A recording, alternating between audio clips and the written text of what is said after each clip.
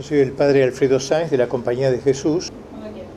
Uno de los temas que me he preocupado a lo largo de mi vida sacerdotal y de escritor ha sido en el tema de Rusia. He viajado varias veces, 5 veces creo, a Rusia y he escrito sobre el tema ruso varias obras. Una es esta que se llama, es este libro, que ahora tiene otro nombre, pero esta es una edición muy reciente. El nombre inicial era De la Rus de Vladimir al hombre nuevo soviético.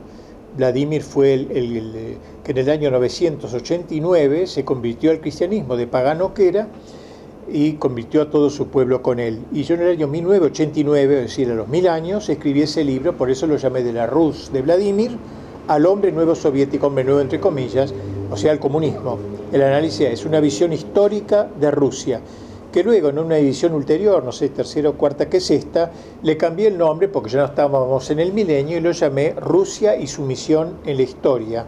Pero es el mismo libro ese, con algunos agregados. El primer tomo lo llamé La historia y el alma de Rusia, que es este, y el segundo lo llamé La experiencia soviética y la supervivencia de Rusia caído el comunismo. En este primer tomo me quedo en lo que llamo las 5 Rusias, 5 épocas en que pasó Rusia. Primero la época de Vladimir, como dije, el rey santo, el fundador de la primera Rusia. Luego viene la época de las invasiones de los tártaros, etc. Varias épocas, 5 épocas hasta llegar al comunismo.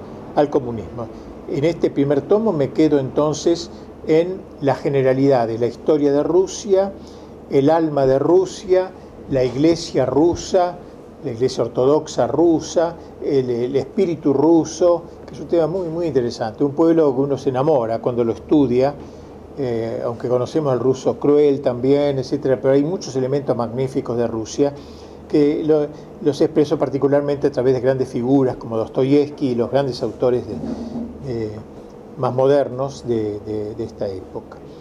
Así que la Rusia moscovita, la Rusia de San Petersburgo y la Rusia soviética. Entonces, en el segundo tomo, como el tema de la Rusia soviética era muy largo, le dediqué luego, en ulteriores ediciones, este segundo tomo sobre la experiencia soviética, que es un libro apasionante, pienso, porque va explicando cómo se apodera el comunismo de Rusia y cómo transforma. Eso es lo más interesante, esa es la revolución cultural que diría Gramsci.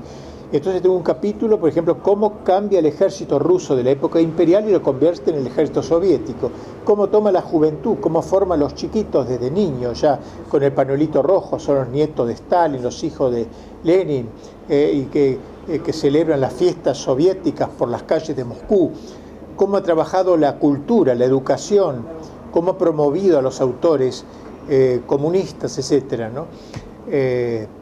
Es una época, son 70 años que ya han terminado, pero que marcaron y han creado una Rusia soviética, realmente, como ellos la llamaban, una Rusia anti-Dios y antipatria, ¿no? Ellos odiaban la patria era una mala palabra, solo se empezó a usar la palabra patria para luchar contra los alemanes, Stalin la reinventó, pero antes ellos son proletarios del mundo unido, ¿no? De una patria, y contra Dios sobre todo. No es atea, sino antitea. El ruso es más entregado, digamos, no es como el occidental, que es liberal, y entonces la religión a lo mejor no le interesa, pero no, el ruso si deja de ser cristiano se hace anticristiano, no es acristiano. Y esto lo expreso con la gran combate, la gran lucha que hizo contra el cristianismo en Rusia.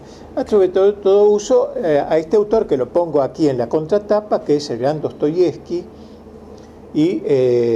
y Solzhenitsyn. Estos dos grandes autores son casi como hermanos.